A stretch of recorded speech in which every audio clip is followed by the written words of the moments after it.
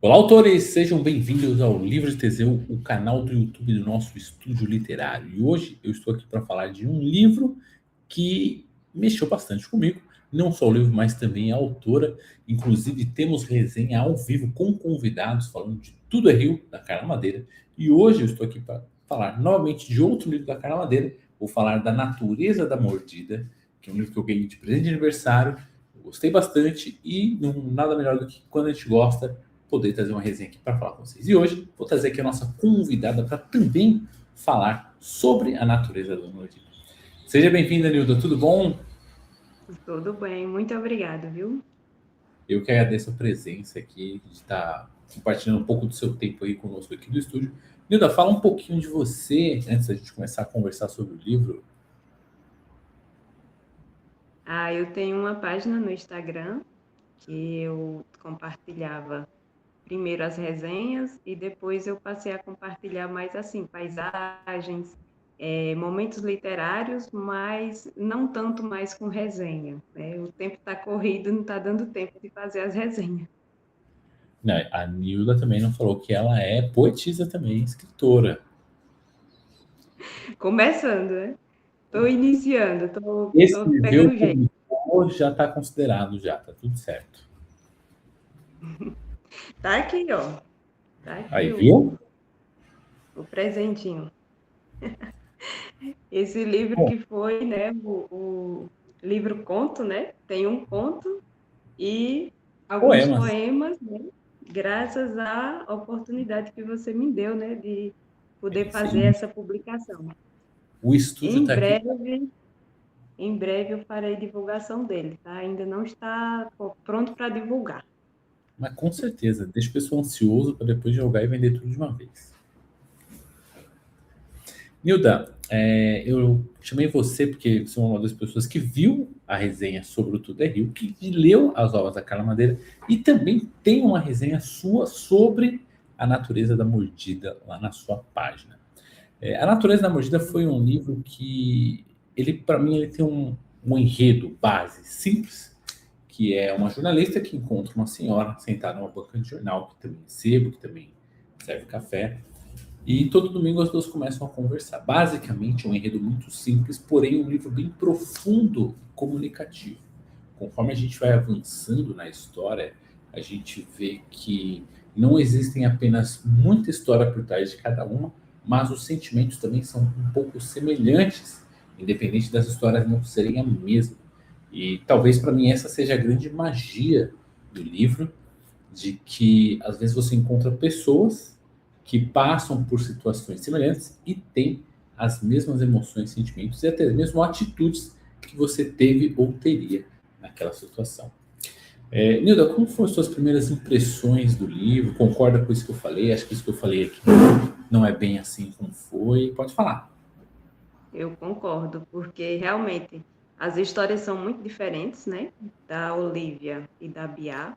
São histórias completamente diferentes, mas que todas duas sofrem muito com o passado, né? Elas carregam, né, o peso das relações que elas tiveram e o desfecho dessas relações, né?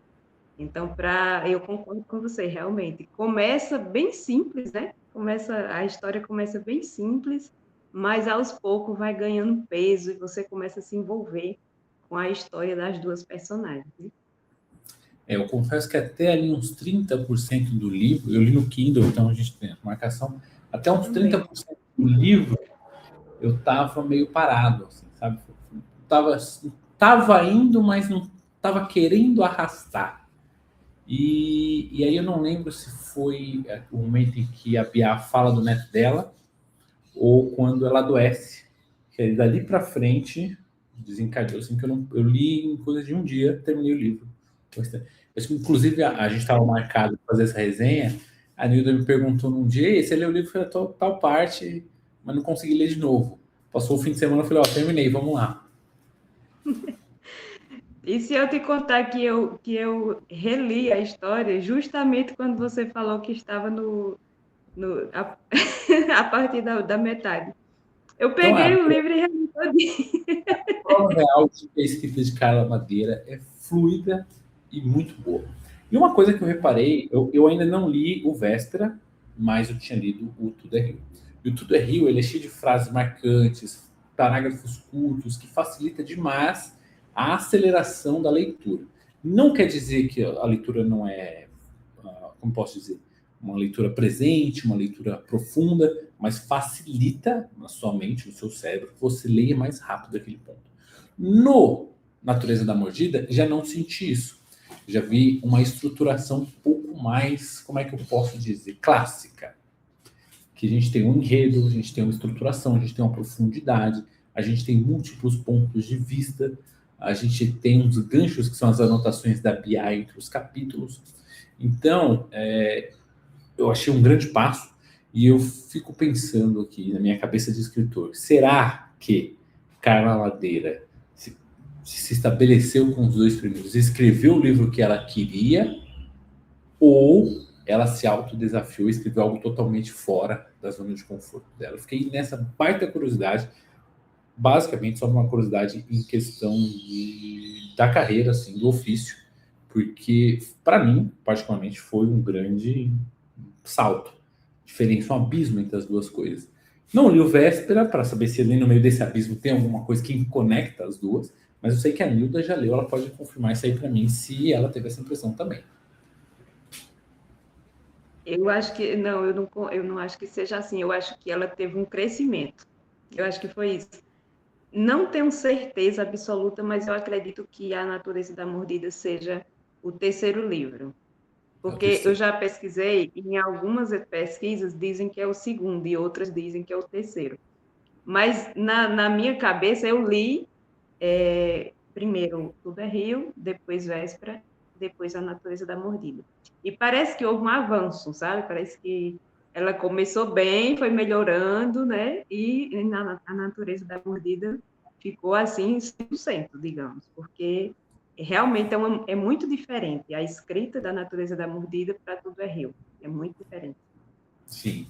Eu assim, tem muita gente que gosta da Natureza da Mordida, tem muita gente que não gosta do Tudo é Rio.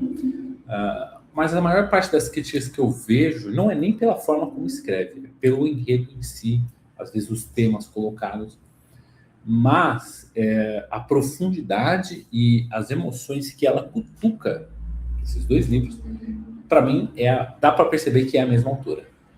E que ela pega em alguns pontos assim que são coisas que ela traz uma situação da vida do cotidiano que pode estar acontecendo nesse exato momento e te mostra naquela simples situação algo tão profundo que também pode ser que você conheça alguém que esteja passando exatamente aquela mesma coisa. Eu acho que ela só agregou um público maior, né? Com o público hot ali no Tudo é Rio e um público mais clássico aqui no Natureza da Mordida, por assim dizer. Dá para ver que tem conflitos nos três que mostra realmente algo pessoal de quem escreveu. Assim, é uma técnica pessoal, entendeu? Não que a pessoa tenha vivido aquilo. Eu estou falando da questão técnica mesmo, né? Por exemplo, conflitos familiares, tem nos três. São conflitos diferentes, mas são conflitos muito grandes, assim, muito profundos, que causam muito sofrimento. Nos três tem isso, né? Só que eu acho que em A Natureza da Mordida, como você falou, é uma questão para uma escrita mais clássica mesmo. É uma escrita melhor, eu acho, melhor de ler, mais tranquila. O... Eu sei que o livro ele me deixou uma curiosidade fora do comum, porque ele é separado por encontros e, em geral, os livros mais recentes, mais contemporâneos, não têm uma necessidade de sumário, porque se é separado por capítulos, mas a história é linear, ela é única, não tem muito essa necessidade de falar, não, ó, eu estou no capítulo 9, então eu vou olhar aqui no sumário, o capítulo 9 é na página 27, então eu vou até a página 27. Porém, eu reparei que o Natureza da Magia ela tem um sumário. E o sumário, os capítulos são separados por encontros. Eu acho que são 19, 16 encontros, alguma coisa assim. No, Eu acho que é 18. Eu não lembro bem, parece que é 18. é algo assim, quase 20 encontros. Aqui. E aí você vai indo. Mas tem depois. Mas tem. depois, né, tem mais, deixa eu ver. São Aí tem umas 18. anotações da Bia entre os encontros, mas o que você assemelha? Que a Olivia se encontra com a Bia, então cada um encontro é um capítulo. Porém, ocorre uma coisa ali um pouco mais da metade do livro e uma das duas já não vai mais para os encontros, mas os encontros continuam. E eu falei, caramba, Isso. por quê? O que aconteceu? Aí isso me deixou assim, eu falei, eu vou ter que ler até o final para saber como é que vai esse encontro até o fim. Existe uma licença poética para falar por que ainda continua sendo encontros ali e tudo mais. E dado a isso também, a Olivia conhece a filha da Bia, que coincidentemente passou uma situação muito semelhante da Olivia, que se relacionava com o que a Bia comentava e falava. E como a Bia já estava meio um pouco esquecida das coisas, já não falava muito coisa com coisa, a Olivia também pôde ter as respostas que às vezes ela não tinha do que era verdade ou não da vida da Bia. Que é legal que a gente se sente que a Olivia é enganada igual a gente quando vai ler um livro também está sendo enganado. Pois é, mas ela percebeu, né? Porque veja só, quando elas se conhecem de cara, a Olivia não percebe que ela está com problemas de memória, né? A Bia já é uma senhora, né? Ela já está com uma idade bem avançada e ela não percebe que ela está com a memória afetada, mas aos poucos ela vai notando, né? Mas ela não descobre, ela acredita em tudo que ela fala, né? E algumas coisas que ela fala são fantasias, não é real, aquilo não aconteceu exatamente daquela forma. Principalmente quando ela cita o neto, né? Então Neto. a Olivia fica muito impressionada com a história que ela conta a respeito do neto e depois ela descobre, né, a verdade a respeito desse neto. Então, é um ponto ali, né, que ela não percebe de cara, mas aos poucos ela vai notando. É porque quando elas estão conversando, há momentos em que ela percebe que a Bia não está mais conversando com ela, está conversando consigo mesma. Quando ela vai nas memórias, que ela vai lembrando do passado, do casamento, do ex-marido, ela vai ficando sozinha. Ela começa conversando com a Olivia, mas aos poucos ela vai ficando sozinha. É o famoso ela vai se distanciando, né? Isso. Então ela percebe que ela está com algum problema de memória, mas ela não leva muito a sério, né?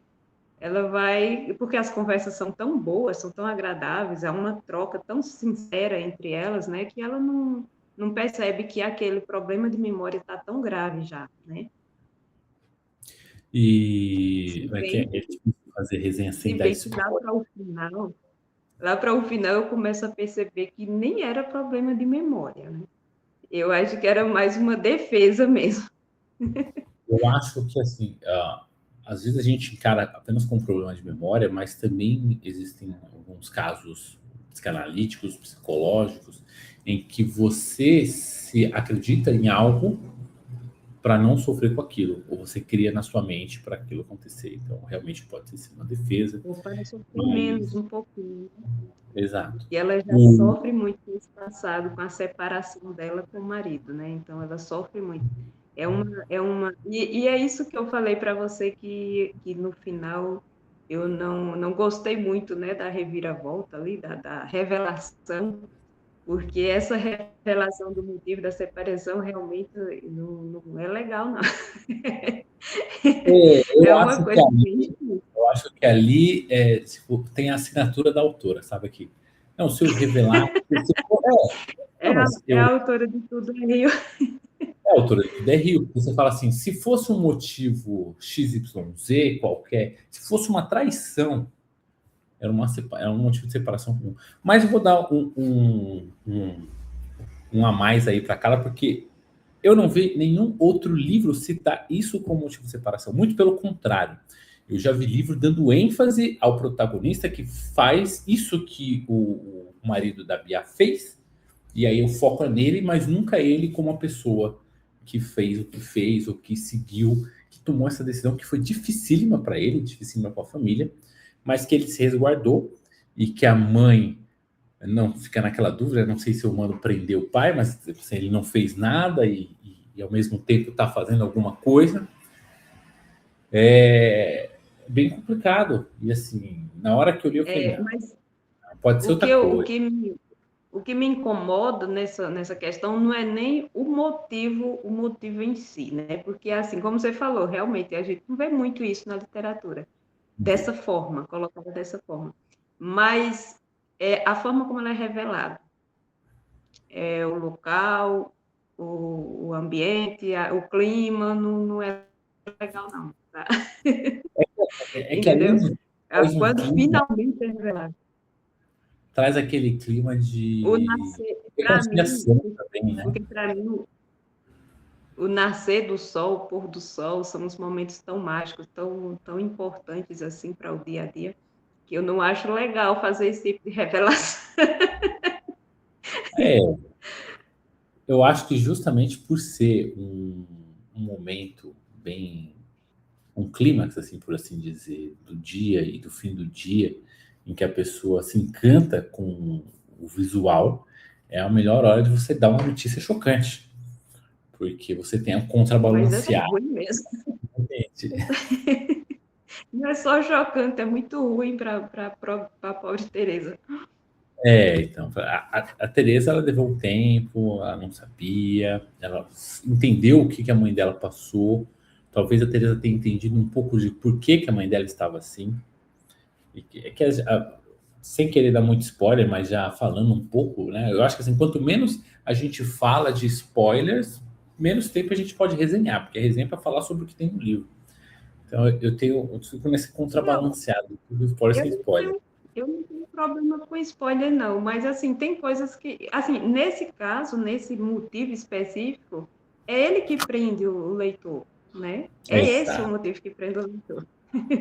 Não é nem a história da Olivia com a Rita, né? A amizade dela não é essa que prende realmente. É o motivo da Beata ter separado do marido, né? É, E a e história assim, da Olivia não, da Beata com o marido é uma história muito bonita, começa muito bonita, né? Ele é um fotógrafo, ele fotografa ela, né, em diversas vezes e tal. Começa muito romântico, muito bonito e segue, né? É um casamento feliz até um certo ponto, né? Só que existe ali dois pontos que a gente não observa, né? Como leitor, assim, a gente não se envolve na história e não observa, né? às Primeiro, vezes só na essa questão leitura. dele ficar fotografando ela sem ela saber, antes deles se conhecerem. Isso já é um ponto a pensar, né? Hoje em dia, ninguém pode fazer um negócio desse, né? Então, é complicado. E outra questão é o relacionamento dele com a filha, porque meio que ela abandona a filha, porque ela está muito envolvida no trabalho, nas leituras, né? E ele é quem fica a cargo de tomar conta da menina sozinho, né? E são dois pontos importantes que a gente deve observar, não só no livro, mas na vida, né? Faz um alerta, né? Tem aquela submensagem. Porque ele fica praticamente 24 horas com a menina, né? Apenas à noite que ele não. E isso talvez ajude a desencadear o que realmente ocorre lá e ele toma a decisão da separação. Outro ponto também que eu achei bacana é a referência que a Bia faz sobre mordida e do porquê que o nome do livro é Natureza da Mordida. Eu achei super bacana. Eu queria saber de você, Nilson, se você curtiu muito esse título, essa referência, se fez sentido. Eu não curti. Veja só, eu entendo o centro dessa questão que ela quer falar, né? Ela fala que a natureza da mordida, de verdade, são essas armadilhas que a vida coloca na vida da gente, né? Mas ela repete isso muitas vezes, de forma diferente, mas você sabe que é relacionada a isso. Eu acho que duas vezes tá bom, não precisa repetir muito, não. E, assim, ela, nesse ponto específico, ela usa, assim, sempre palavras meio assim, um pouquinho pobre, digamos assim, para o conteúdo todo, né? Para o resto do conteúdo da obra, né? Porque as conversas da Bia com a Olivia são assim tão agradáveis, são tão boas, contando uma história da outra. Quando chega nessa parte, fica meio diferente, assim. Eu não achei que combinou muito bem, não, sabe? Quando chega na parte dela falar da natureza da mordida, ela fica dando sentido ao título, né? E eu acho bom E no livro você encontra o sentido do título em algum momento. Mas não precisa repetir tudo assim, não. Tá? Ó, um exemplo bacana de um livro que o título fez todo sentido para mim, mas quando veio para o Brasil a tradução estragou, que é O Silêncio dos Inocentes. Se chama O Silêncio dos Cordeiros, que mostra que quando a Clarice era pequena, ela vivia numa fazenda e tinha os cordeiros, e os cordeiros eram mortos. Quando um dos cordeiros eram mortos, todos os outros ficavam em silêncio. E aí o Hannibal vira para ele e fala: Você se lembra de ouvir o silêncio dos cordeiros? Aí Silence of Lambs é o nome original, chegou aqui e virou Silêncio dos Inocentes. Perde toda a referência que ele tem ali Você no. imagina crianças, né? Os Exato, então, inocentes. muito vago. Mas agora na televisão é muito bacana. O legal é que, assim, de curiosidade, eu pedi para a inteligência artificial do Google fazer um resumo do Natureza da Mordida para mim. Ele fala que Natureza da Mordida é porque o pai da menina, de uma protagonista, que o chefe não fala quem é, dá uma mordida no olho da outra pessoa, e é por isso que chama Natureza da Mordida. Aí eu falei, Mas não é uma mordida. Eu não li essa parte, não. Não, não foi uma mordida, foi um acidente. Ele nem tocou no outro, na verdade, né? Foi um acidente. Mas eu achei engraçado de como que o Google, a inteligência artificial. Aí eu não sei se as pessoas estão confirmando isso e alimentando a inteligência artificial, ou ela simplesmente complementou para Não, não. eu acho que não. Eu acho que é por conta dela mesma. Eu Então, acho que você, não, as pessoas não. do literário, cuidado de confiar no resumo que você pede de inteligência artificial, que você pode ser pego nesses pequenos detalhes aí. Não, ela confunde autores, confunde obras. Não, não vai, não. Tem cuidado.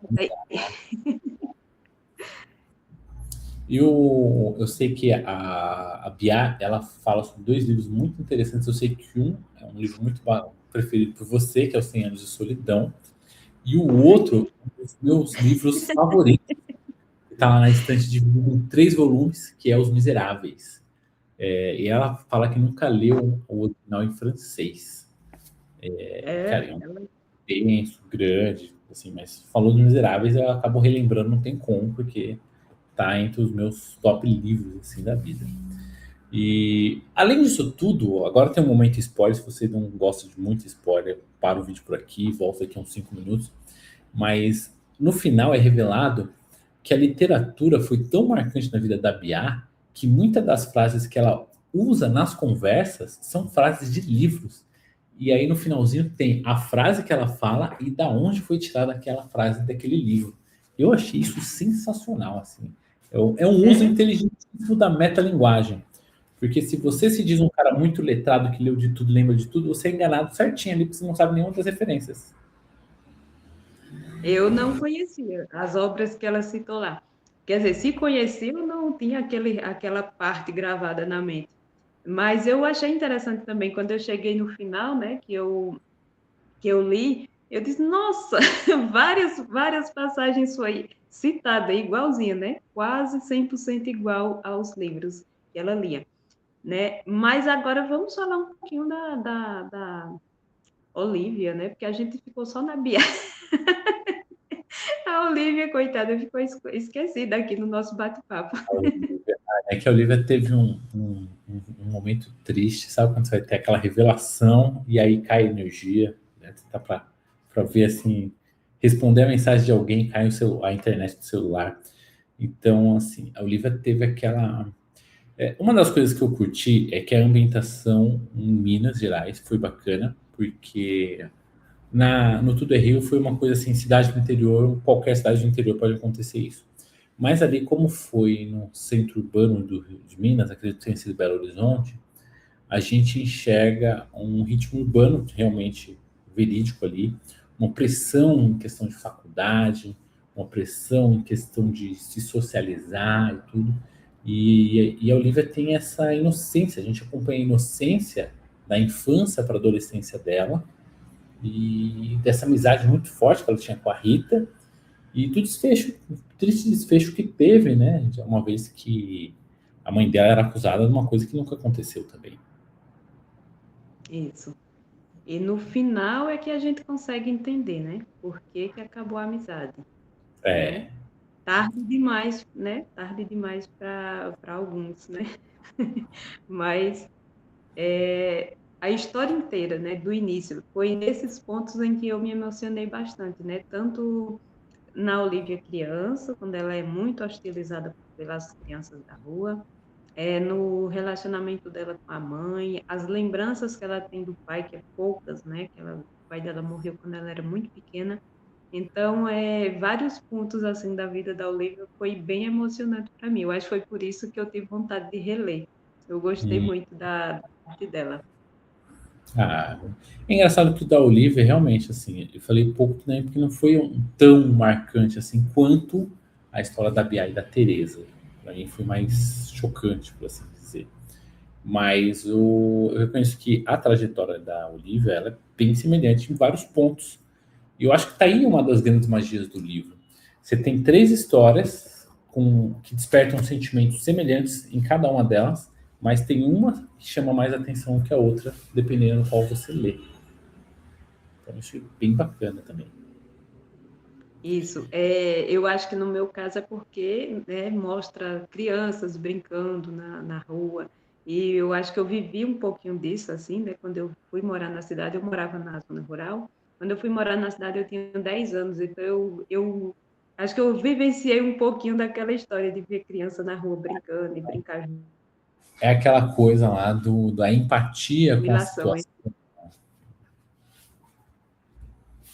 né? Bom, E aí, pode quando falar. ela chega à adolescência, também, né? É a mesma coisa. Eu acho que é por isso que eu me identifiquei, né? A gente Ah, sempre tem uma amiguinha, sabe? Uma amiguinha ali que é mais próxima, que a gente convive mais, né? Que a gente admira. No caso dela, ela admirava muito a Rita, né? E eu acho interessante também que no seu relato chegam momentos assim em que ela não passa pano para ela mesma, né? Ela acaba falando. Eu acho que no fundo eu tinha um pouco de inveja da Rita, né? Porque a Rita tinha tudo, né? E ela acaba se admirando muito, vivendo a vida junto com a Rita e se beneficiando assim, né? Das coisas que a Rita tinha. Mas ela é bom que ela é muito sincera. Eu acho que é poucos personagens assim que tá ali narrando em primeira pessoa e ela consegue ser sincero, falar dos pontos negativos também, né, de si. sim. É que bom é que traz aquela coisa de que você não duvida de tudo que está sendo escrito, uma vez que ela é 100% sincera, né? Então isso é bem bacana também. É um ponto interessante.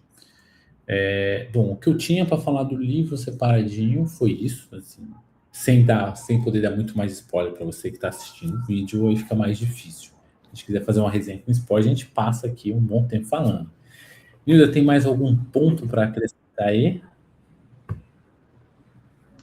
Eu acho que é só isso mesmo, né? A respeito dessa questão das duas personagens se encontrarem, né? Elas são a Bia e a Olivia, elas são de idades muito diferentes, mas nasce uma amizade muito grande entre elas.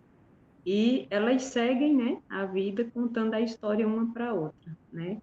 A Bia, ela por ter a memória mais fraca, ela vai anotando, né, tudo que ela vai que a Olivia vai contando, principalmente a respeito da Rita, da sua amiga de infância, ela vai anotando para não esquecer, né? Então, o livro é isso. E eu queria até comentar com você, Diogo, sobre isso, sobre essa questão do livro ser um pouquinho epistolar, né? Ela é um pouquinho, não é 100%, mas ele tem Ele varia, né, ao epistolar. Ele tem os momentos, né, das anotações, ele tem aquela história que a Rita, a Olivia escreve para contar para a Bia, as anotações. É uma mescla muito bacana também, achei bem isso. diferente. A Mas eu Bia não. faz anotações e no final deixa uma carta para a Rita, né? É uma baita carta também, vamos combinar. Mas a gente não pode falar porque o pessoal não gosta de spoiler aqui na internet. Bom, Mas então eu é vou isso. deixar. Para mim foi uma leitura muito boa, né? Eu gostei bastante. Na verdade, a experiência dos três livros foi boas, né? No sentido assim, como leitura, né? Eu não recomendo, na verdade, os três livros para qualquer pessoa. São leituras difíceis. Todas três são difíceis. Elas falam de assuntos sensíveis, entende? E eu acho que não é todo mundo que está preparado para ler.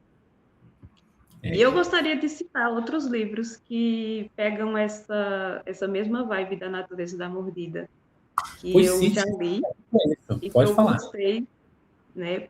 São os 2 livros da Aline Bay, que é A Dançarina do Adeus e o Peso do Pássaro Morto. Todos os 2 eles são nesse mesmo sentido de família, de dor, sofrimento, de arrependimento. É bem nessa vibe, né? São histórias bem diferentes. E o outro é A Cachorra, que é da Pilar Quintana, o livro. Esse livro, ele é bem curtinho, sabe? Mas ele também traz essa dinâmica de família, assim, de pessoas passando por sentimentos, assim, extraordinários, em tanto bons quanto ruins, e sofre muito, e passa toda uma vida naqueles dilemas, sabe? A Cachorra, por exemplo, foi bem, assim, marcante para mim. Muito bom, muito bom. Bom, para você que acompanhou até aqui, mais uma vez, muito obrigado. Não se esquece de curtir o vídeo, compartilhar com quem também tem interesse em ouvir mais uma opinião sobre esse livro maravilhoso da Carla Madeira. Não esquece também de se inscrever no canal. O @Danilda vai estar aqui na legenda para você seguir ela nas redes sociais. E os demais links, como eu sempre deixo, também estão aqui. Muito obrigado e a gente volta qualquer outro dia desse com mais resenhas aqui no canal. Tchau, tchau!